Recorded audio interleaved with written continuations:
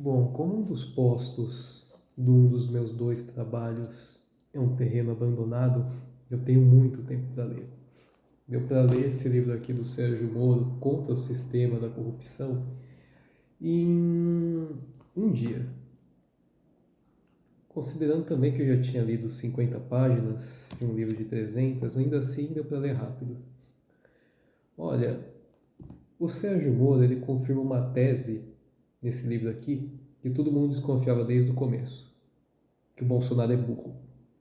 Esse livro aqui, ele é bom para não só você também entender o sistema de corrupção que eu expliquei naquele livro Petro Ladrões, que aprofunda mais nesse assunto, como ele também é bom para você entender como é que o governo do Jair Bolsonaro deu errado. Claro que o Moro ele demonstra aqui no livro algumas coisas que ele gosta e desgosta, né? Dá para perceber que ele gosta de filmes de gangster, principalmente italiano, e filmes de investigação, daquela série O Mecanismo que fizeram da Lava Jato, apesar dele dizer que está cheio de ficção. Ele gosta também de falar sobre os traficantes mexicanos. Você chegou a ver que tem aquela notícia recente que está saindo agora? Os traficantes mexicanos têm até carro de guerra, equipamento militar. Pior que aqueles caras, só o próprio exército que vende aquilo para eles, né? Ele também foi juiz no caso do Fernandinho Beiramar, né, que é o chefe do Comando Vermelho, que está em prisão, praticamente uma prisão perpétua, né? Ele está com mais de 100 anos de cadeia, ele não vai viver tudo aquilo. E o Beiramar ele ficou em silêncio durante o julgamento dele. Isso é uma orientação do próprio advogado, né? Também gosta de comentar sobre o terror que o PCC fez em São Paulo em 2006. E, assim, eu que já vi o Sérgio Moro pessoalmente, eu acho uma coisa estranha nele. Quando ele está sendo entrevistado, quando falam com ele mantém a cabeça baixa ou olha para os lados. Ele tem dificuldade em manter o contato visual, né? Ele diz que ele é tímido, mas, cara, quando eu li o livro dele, eu fiquei refletindo se ele não é autista, sabe por quê? Porque até na própria faculdade que ele dava aula, ele era professor de direito, né? Ele tinha protesto contra ele por causa do julgamento do Lula. E ele ficava quieto sobre isso, né? E assim, uma pessoa que tem dificuldade visual, tem um problema assim de fala, você percebe que ele não sabe assim se manifestar. Ele mantém assim a voz baixa. Ele tem um pouco de dificuldade de comunicação, dá pra perceber. Fico pensando, mano, eu acho que ele não é tímido, eu acho que ele tem um grau de autismo um pouco alto. Né? É assim, a esposa dele, para você ter noção, era aluna dele, pegou o professor, né? Fez até uma página no Facebook de apoio ao marido, quando começaram a atacar ele, e escreveu até um livro, Eu Vivo com Ele. Um dia eu tenho que ler esse livro aqui, se bem que eu odeio a Rosângela Moro, né? Anos atrás, lá em 2022, quando eu estava trabalhando naquelas tendas lá pro Cristiano Beraldo, eu queria cumprimentar a Rosângela Moro, que ela estava passando lá, né? Era do mesmo partido, né? O Brasil. Ela me abraçou para tirar uma foto e depois me empurrou. Nossa, eu achei ela uma cínica, cara. E aí, já voltou pro Beraldo? Tá distribuindo pro seu santinho? Nossa senhora, eu odeio essa mulher, meu. Eu acho que eu converso com o Freixo, mas não falo com ela. Porque é uma pessoa muito cínica, aquela Rosângela Moro. E aí, João? Tudo Bom bem? dia, tudo Bom bom? dia, bom dia. Como está? Maravilhoso. Mas voltando aqui ao assunto original, né? O Moro, ele quis passar aqui no livro dele sobre o sistema de corrupção, né, que é mais explicado naquele livro Preto dos Ladrões. Ele até citou que a corrupção que tinha no Brasil tempos antes dele nascer, né? Tipo quando Getúlio Vargas chamava a corrupção de mar de lama, ou quando ou alguns casos que teve na ditadura militar, né? Mas a princípio, na verdade, ele não queria ser juiz, você acredita? Ele sempre gostou da área de humanas, de estudar história, geografia, e ele queria ser jornalista. Mas na época, na cidade dele, não tinha faculdade de jornalismo. Então ele fez direito mesmo, né? E ele desconfiava até que foi o Paulo Guedes quem teve a ideia de indicar ele para ministro, né? Cara, eu lembro até de um vídeo de 2017, se não me engano, que o Bolsonaro foi cumprimentar o Moro no aeroporto. Oh, Moro! Aí o Moro fez assim. Aí passou reto. Aí dizem que depois que ele foi perceber que aquilo era o deputado Bolsonaro. Tipo, ele deu um vácuo do Bolsonaro. E o Bolsonaro, né, o Moro sente que ele tinha medo dele. Porque o Moro poderia ser candidato a presidente, né? Porque ele estava ganhando muita popularidade por causa do caso do Lula. O Bolsonaro tinha medo do Moro. Parece que foi uma ideia do Paulo Guedes, na verdade, colocar ele no ministério. E assim, o Moro, ciente, né, que o Bolsonaro tem muitas frases homofóbicas, machistas e pró-ditadura militar, ele estava com receio.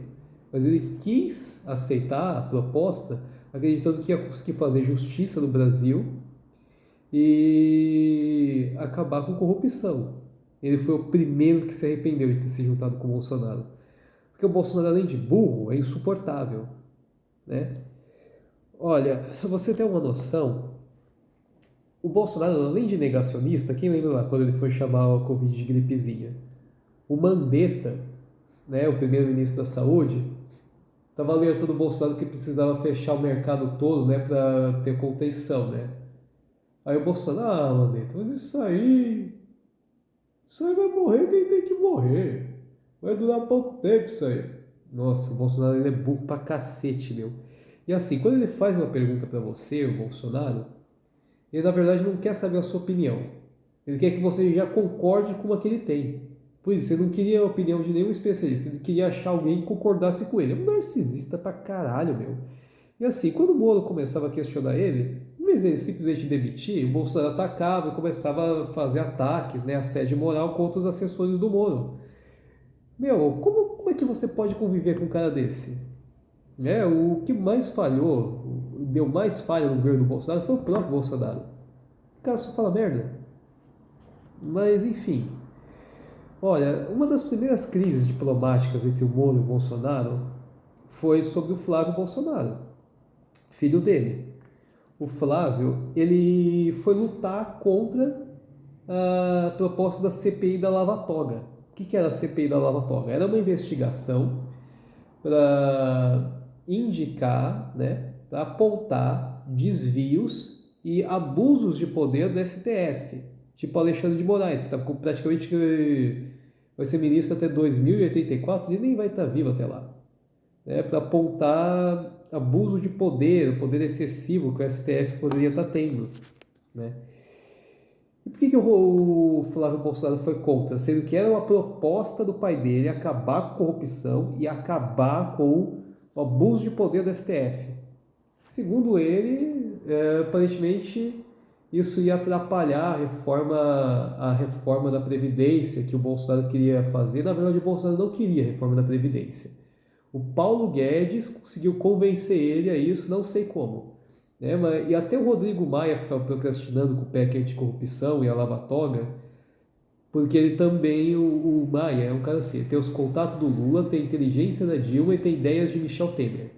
Né? Ele estava concentrado na reforma da Previdência e estava simplesmente ignorando, procrastinando o combate à corrupção, se bem que deve ser outro corrupto, vai ver que é por isso.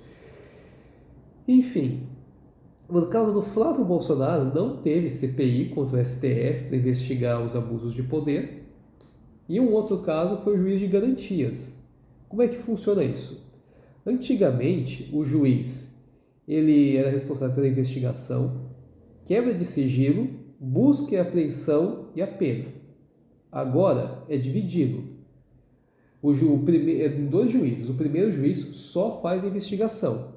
A ideia disso é impedir parcialidade com o juiz, né? E o Bolsonaro era contra, o Moro também. Mas aí o Bolsonaro foi votar a favor disso. Ele autorizou o juiz de garantias. Mas por que isso? Para manter apoio do Centrão. Ou seja, o Bolsonaro vendeu, né, a própria ideia dele. O Bolsonaro mesmo dizia em live que ele pode sim trocar de opinião se quiser. Esse que é o problema. Se você faz promessa para um eleitor, você tem que cumprir a promessa, né? O burro do caralho. E, então, assim, foi mais uma ruptura entre ele e o Moro. O Sérgio Moro, ele queria trocar de opinião também, né? Porque ele tem princípios e ele foi romper de vez com o Bolsonaro. Um outro problema desse negócio de juiz de garantias é que existem algumas cidades no Brasil que são muito pequenas e só tem um juiz. Como é que faz? Precisa então usar juiz de outra cidade. Isso só é possível hoje em dia graças à internet, né? Que o juiz fez tipo um fórum online, ao invés de ter que ler um monte de papelada que tem que ser levado de carro, ia ser impossível isso uns anos atrás, né? Esse negócio de juiz de garantia só foi possível graças à internet. E ainda assim, se tem algum problema na delegacia, no fórum, coisa parecida, como por exemplo na internet ou na luz, atrapalha o trabalho deles, atrasa, né? E foi o juiz de garantias, um dos responsáveis pelo problema da soltura do Lula. O que é que o Moro fala aqui sobre Lula e Odebrecht? Olha, Alberto Youssef foi a figura central das delações, que eu falei lá no livro do Petroladrões. Porque assim, ele recebia dinheiro vivo de empresas, lavava, e aí ele redistribuía para agentes políticos e públicos. Ou seja, o cara era o famoso colarinho branco, cara. Colarinho branco é uma espécie de crime de corrupção, né? Ele foi a principal figura, né, desse tipo de desvio que tinha na Odebrecht, na Petrobras. E agora, o que o Lula tem a ver com isso? A OAS teria reformado aquele triplex para reservar para o Lula, né? Tanto é que ele pagou aquilo com dinheiro vivo, um caixa 2. E aí ele foi condenado por isso, ponto. E aí tinha o problema do sítio dele, que além da OAS também tinha a Odebrecht. Foi reservado, foi comprado para ele, tudo isso em troca de serviço, cargo político, né? Tinha redistribuição de dinheiro. E como é que o Lula foi descondenado? Ele não foi inocentado, ele foi descondenado. Por causa da lei do próprio Bolsonaro, e depois, quando o Moro saiu, ainda assim indicaram que o Moro era aliado do Bolsonaro. Portanto, ele teria sido parcial no julgamento do Lula. Então, graças ao recorrer dos advogados do Lula, o juiz de garantias descondenou o Lula alegando parcialidade. Porque uma das coisas que é dito nesse negócio de juiz de garantia é impedir parcialidade. E como tecnicamente o dinheiro que o Lula usou para pagar o triplex, o sítio, não era diretamente da Petrobras, era lavado, então todas as provas contra o Lula de, como é o nome, ocultação de patrimônio, foram todas anuladas, como se nunca tivesse tido investigação. Mas como é que isso foi acontecer, mano? O Bolsonaro, ele foi indicar um advogado do Lula na porra do STF. Por quê? Porque ele precisava salvar o filho dele. O advogado do Bolsonaro falou assim, não, Bolsonaro, isso aí quem sabe resolver é o cara lá. Ele ligou para o advogado do Lula, colocou o advogado do Lula no STF, ele mesmo também ajudou a articular essa lei, e eles não só salvaram o Flávio Bolsonaro no caso da rachadinha, como soltaram o Lula, Bolsonaro ia ter o sonho cumprido de concorrer contra o Lula e ganhar, só que aí perdeu. Puta merda, meu. O próprio Sérgio Moro consta no livro dele que o Bolsonaro é um ser insuportável e burro, né? Então, assim, é um livro sem imagens, tá? 286 páginas, tá? Dá para você pegar um dia para ler. Eu gostei bastante, apesar das críticas que eu tenho nele. Agora, sem falar de crítica, eu vou te falar, sabe por que é que ele não concorreu a presidente? Que ele nunca quis. Ele não gosta de aparecer, ele não gosta de barulho alto.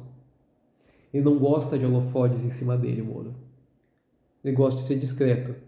E o maior arrependimento dele foi ter se metido com política na vida. O MBL fazia uma espécie de assédio em cima dele para ele querer se tornar presidente e fizeram toda uma festa, toda uma entrevista com o Danilo Gentili para ele concorrer. Chegou a hora, na hora H ele falou assim, mano, desisto, tchau. Mano, todo mundo ficou brigando no MBL naquele dia. O Renan Santos ficou batendo a mão na mesa por 2 horas, falando: puta merda, como esse cara é burro. Cara, o Moro não queria ser político. Ele agora tá como senador por incentivo da esposa. Porque quando ele abriu mão dos direitos de juiz dele para entrar como ministro, ele perdeu tudo. Ele não tem como voltar atrás. Né? Então, assim, eu não votaria em Sérgio Moro. Porque o Sérgio Moro, ele não tem peito para política. Ele não sabe, não é uma pessoa que se manifesta. Uma pessoa que sabia exercer bem o trabalho dele como juiz. Ele é uma pessoa prática, mas não criativa para fazer lei. Entende qual que é o problema? Então, assim, um forte abraço, Sérgio Moro. Essa aqui é a leitura de hoje. E um forte abraço para você que viu o vídeo.